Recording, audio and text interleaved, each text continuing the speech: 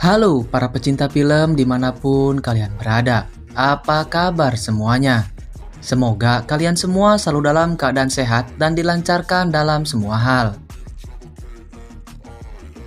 Film yang berjudul Lady Macbeth yang rilis pada tahun 2016 kali ini akan mengisahkan tentang seorang gadis cantik berusia 18 tahun yang bernama Catherine,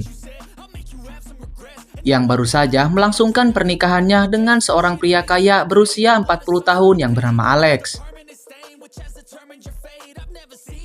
Setelah menikah, Catherine langsung diboyong ke kastil mewah milik sang mertua, seorang bangsawan pemilik batu bara yang bernama Boris. Nah, agar kalian tidak penasaran seperti apa keseruannya, tanpa pelunga-pelongo lagi, mari kita rasakan sensasinya.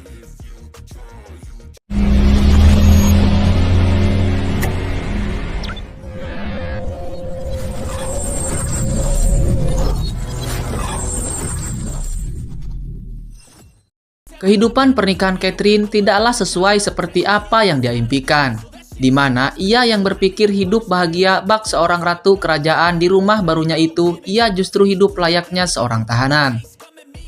Dengan aturan ketat yang dibuat oleh mertuanya yaitu Boris. Boris sendiri memiliki sikap yang dingin dan kedisiplinan yang sangat tinggi. Seperti tidak mengizinkan Catherine keluar dari rumah, tidak boleh terlalu banyak bicara, dan tidak boleh tidur jika suaminya masih belum pulang. Sementara Alex sendiri justru selalu pulang larut malam dengan kondisi mabuk berat. Sehari-hari Catherine hanya berinteraksi dengan pembantu rumahnya yaitu bernama Anna. Dan diketahui bahwa Alex tidak pernah mencintai Catherine. Dia menikahi Catherine karena dipaksa oleh ayahnya agar Alex segera memiliki keturunan. Namun, mana bisa memiliki keturunan? Pada malam pertama saja, Catherine sama sekali tidak disentuh oleh Alex. Entah punya kelainan atau apa, Alex hanya menyuruh Catherine membuka semua pakaiannya.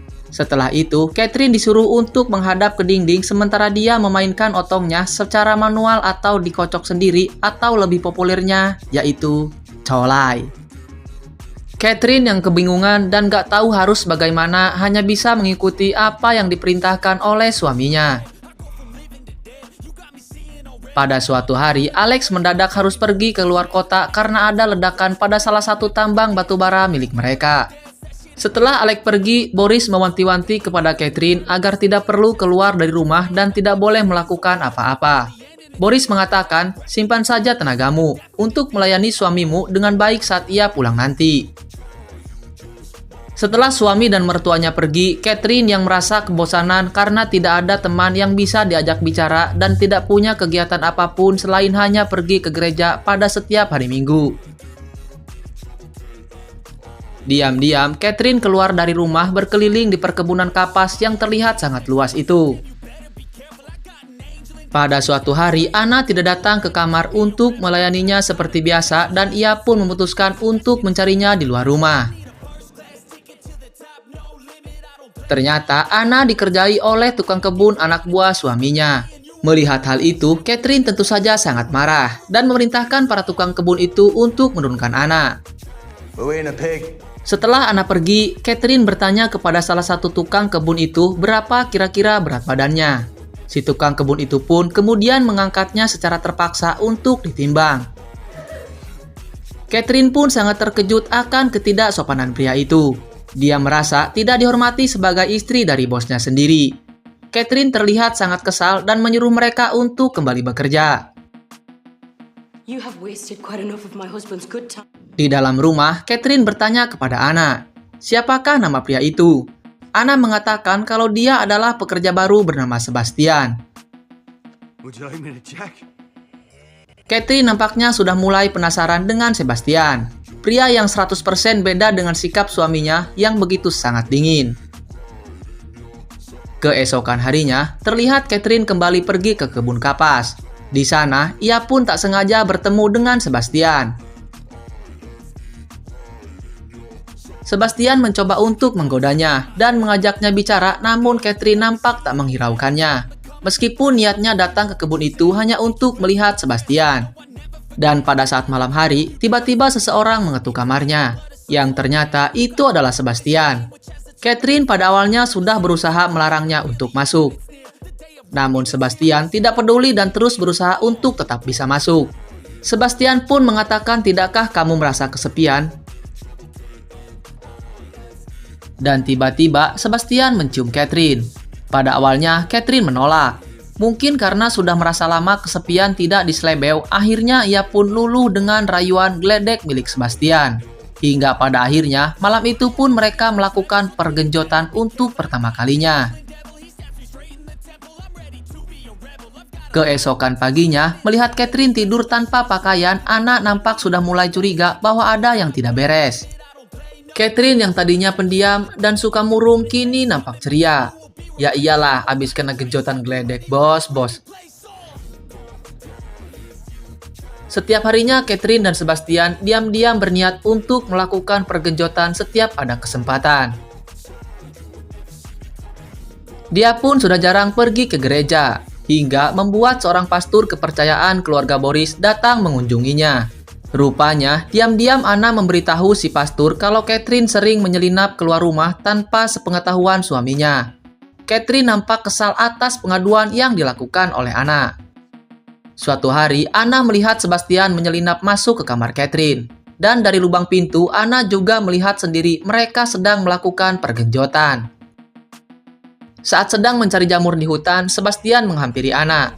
Anna seolah ingin mengingatkan Sebastian akan hubungan terlarangnya dengan Catherine. Anna mengatakan, jika Tuan Boris tahu apa yang terjadi, maka ini bisa jadi masalah besar. Namun, Sebastian justru balik bertanya, memang apa yang sedang terjadi? Seolah mengancam Anna untuk tidak membuka mulut, Anna pun nampak ketakutan dan memilih untuk diam. Tak lama kemudian, Boris pun pulang. Dia menanyakan kepada Catherine tentang kabar suaminya. Apakah dia sudah pulang? Namun Catherine justru balik bertanya, "Bukankah kau yang menyembunyikan suamiku?" Boris tentu marah mendengar jawaban tidak sopan Catherine. Catherine sengaja menghabiskan minuman Amer milik Boris hingga Anna yang dapat getahnya. Sebagai balasan Catherine kepada Anna karena dia telah mulai ikut campur hubungannya dengan Sebastian. Boris mengira kalau Anna lah yang telah meminum semua Amernya. Lalu Boris menghukum Anna dengan menyuruhnya merangkak seperti hewan.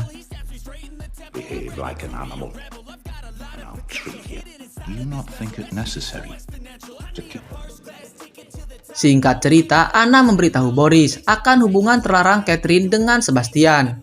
Boris yang marah besar mencabuk Sebastian berkali-kali dan mengurungnya di kandang kuda.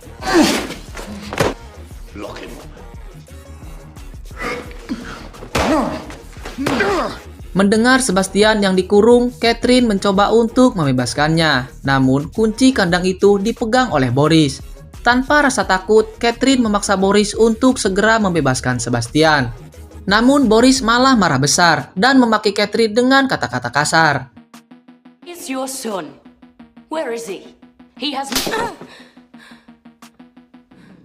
Lalu, dia pun masuk ke ruangan lain dan membawa piring makannya.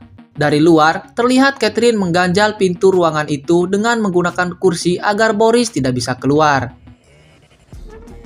Kemudian Catherine menyuruh Anna untuk duduk dan makan bersamanya. Secara terpaksa, Anna pun menurutinya. Dari dalam ruangan, terdengar Boris sedang meraung minta tolong karena kesakitan yang ternyata minuman Boris telah dimasuki cairan beracun oleh Catherine dengan bahan jamur yang dicari oleh Anna. Anna mencoba untuk membuka pintu dan menolongnya, namun Catherine tentu melarang Anna. Setelah Boris tewas, Catherine lalu menyuruh Anna untuk memanggil dokter, sementara dirinya mengambil kunci dari Boris untuk melepaskan Sebastian.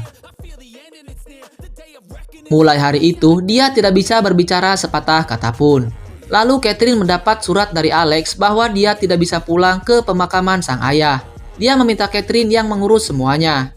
Mulai hari itu, Catherine membawa Sebastian masuk ke rumah. Status Sebastian berubah yang pada awalnya hanya tukang kebun, kini menjadi tuan rumah. Singkat cerita, malam harinya saat sedang tidur, Catherine menyadari kalau suaminya sudah pulang. Ia pun dengan tergesa-gesa segera membangunkan Sebastian dan menyuruhnya untuk bersembunyi.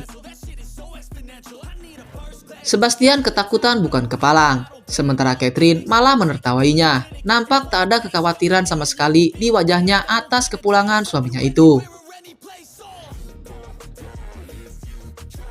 Saat di kamar, Alex merasa heran melihat tempat tidur dengan 2 bantal. Bahkan, ia juga menemukan sebuah ikat pinggang pria. Namun, Catherine berdalih dan mengatakan kalau sabuk itu ia temukan di ladang, sementara bantal itu ia sediakan jikalau saja suaminya tiba-tiba pulang. Lalu, Catherine menyiapkan teh untuk Alex. Saat itu, Alex mengatakan jikalau ia sudah tahu hubungan terlarangnya dengan pria lain. Alex menghina Catherine dengan kata-kata cacian yang membuat Catherine sangat marah. Lalu, Alex menyuruh Catherine membawa masuk Sebastian dan mencoba menyuruhnya untuk bercocok tanam langsung di depannya. Alex yang melihat itu langsung naik pitam dan langsung menyerang Catherine dan juga Sebastian. Setelah adu mekanik cukup lama, pada akhirnya Alex pun meninggoy, dipukul oleh Catherine berkali-kali. Sebastian yang syok melihat hal itu ditenangkan oleh Catherine. Lalu jasad Alex mereka kubur di tengah hutan, bersama dengan kudanya yang juga tewas ditembak oleh Catherine. Esok harinya, mereka berperilaku seperti biasa, seolah tidak terjadi apa-apa. Singkat cerita, di kemudian hari datanglah seorang perempuan berkulit hitam bernama Agnes. Ia membawa seorang anak kecil bernama Teddy, yang merupakan cucu Agnes. Agnes juga memberitahu Catherine kalau Teddy adalah anak hasil hubungan terlarang Alex dengan anaknya yang sudah meninggal. Agnes memegang sebuah surat dokumen resmi yang dibuat oleh Alex sendiri yang menyatakan jikalau Teddy adalah ahli waris yang sah. Teddy nampaknya mulai menyukai Catherine. Ia mengatakan kalau Catherine adalah gadis tercantik yang pernah ia temui. Secara terpaksa, Catherine menerima Agnes untuk tinggal bersamanya, untuk menjaga Teddy sampai ia berusia 18 tahun. Catherine dan Sebastian nampak sudah mulai gelisah karena selama Teddy dan Agnes tinggal di rumah itu, mereka tidak lagi mempunyai ruang untuk bercocok tanam. Sementara itu, Catherine menyadari kalau dirinya sedang mengandung anak dari Sebastian. Seiring berjalannya waktu, Teddy sudah mulai dekat dengan Catherine. Bahkan, ia sering mengajaknya jalan-jalan di ladang kapas. Pada suatu malam, Catherine datang menemui Sebastian. Namun, Sebastian menyuruhnya untuk pergi dengan mengatakan jikalau kita tidak akan pernah bisa bersama lagi selama Teddy masih berada di rumah itu. Keesokan harinya, Teddy mengajak Catherine untuk bermain. Namun, Catherine yang sedang tidak enak badan terpaksa menolaknya. Namun karena Teddy yang terus memaksa, Catherine menjadi emosi dan secara tidak sengaja mendorongnya. Akibat dari hal itu, Teddy merasa kecewa dan ia pun memutuskan untuk pergi dari rumah, hingga membuat semua orang mencari kemana-mana termasuk Sebastian. Hingga kita diperlihatkan dengan Sebastian yang menemukan Teddy yang sedang duduk di sebuah bebatuan pinggir sungai. Kemudian, scene berpindah di mana Sebastian membawa Teddy dengan keadaan lemas. Agnes yang melihat orang asing melihat masuk ke rumah dan memegang cucunya, ia pun sangat marah dan meminta Sebastian untuk segera keluar. Melihat hal itu, nampak Catherine tidak suka melihat kekasihnya diperlakukan seperti itu oleh Agnes. Dengan segera ia pun pergi mengejar Sebastian. Sebastian kemudian mencoba untuk pergi dari rumah itu. Dia tidak terima dipermalukan oleh Agnes, hingga Catherine pun mencoba untuk menenangkannya dan meyakinkan Sebastian untuk bersabar sebentar lagi, dan berjanji jikalau semuanya akan segera selesai. Lalu Catherine kembali ke rumah dan meminta Agnes agar pergi beristirahat, dan biarkan dia yang menggantikannya untuk menjaga Teddy. Tak lama kemudian, Catherine menyuruh Sebastian masuk, sementara dirinya membekap kepala Teddy dengan bantal, sehingga membuat Teddy tewas akibat kehabisan napas. Namun Sebastian merasa ketakutan dengan apa yang baru saja mereka lakukan. Namun lagi dan lagi, Catherine mencoba untuk menenangkannya, dan menyuruhnya untuk segera keluar. Sesampainya di hutan, Sebastian nampak menangis. Ia merasa menyesal karena sudah membuat Teddy meninggoy. Kembali ke Catherine. Ia berdalih sempat tertidur saat menjaga Teddy, dan pada saat terbangun, ia mendapati Teddy sudah dalam keadaan meninggoy. Dokter mengatakan kalau ada bekas luka memar di wajah Teddy. Kemungkinan seseorang telah dengan sengaja membekapnya. Namun lagi dan lagi, kepada polisi Catherine mengatakan memar yang ada di wajah Teddy kemungkinan akibat terjatuh dari air terjun. Pada awalnya, polisi sudah percaya dengan semua yang dikatakan Catherine. Hingga tiba-tiba Sebastian masuk. Dipenuhi dengan perasaan menyesal, Sebastian membuat pengakuan kepada polisi kalau Catherine lah yang sudah menghabisi Teddy. Begitu juga dengan Boris dan juga Alex. Dan ia juga ikut terlibat dalam semua kejadian itu. Sebastian pun mengatakan kalau Catherine seperti penyakit yang menjalari tubuhnya. Ia selalu menuruti semua keinginannya. Mendengar hal itu, nampak Catherine begitu sangat kecewa dengan Sebastian. Ia pun membantah keras dengan semua tuduhan Sebastian dan malah balik menudingnya bahwa Sebastianlah yang membuat Teddy meninggoy. Atas motif dendam karena tersinggung telah diusir dan dipermalukan oleh Agnes. Begitu juga dengan Boris yang diracuni oleh jamur yang dicarinya sendiri oleh Anna di hutan. Catherine juga mengatakan kalau Anna dan Sebastian sengaja menewaskan Boris dan juga Alex karena takut hubungan terlarang mereka berdua terbongkar. Sementara Anna yang bisu tidak bisa memberikan kesaksian apa-apa sehingga polisi lebih mempercayai keterangan dari Catherine yang merupakan seorang bangsawan yang tidak mungkin melakukan perbuatan tidak terpuji itu. Di akhir film, Sebastian dan Anna dihukum mati. Sementara Catherine tetap tinggal di rumah itu sendirian dalam keadaan kesepian sepanjang hidupnya. Film pun gulung tikar. Oke bos, sampai di sini dulu untuk konten kali ini. Dan jangan sungkan-sungkan untuk main-main ke channel kami. Jangan lupa juga untuk terus support channel kami dengan cara like, share, dan subscribe. Karena support dan dukungan dari kalian adalah motivasi dan semangat bagi kami. Dan agar kalian tidak ketinggalan konten-konten menarik lainnya dari kami. Terima kasih dan wassalam.